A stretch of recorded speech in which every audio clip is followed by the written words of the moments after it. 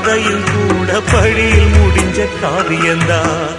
இருப்பதும் இறப்பதும் அந்த இயற்கையோட கையில, இருப்பதும் இறப்பதும் அந்த இயற்கையோட கையில. நான் மறைஞ்ச பின்னும் நிலைப்பது என் உயிர் எழுதும் கதையில.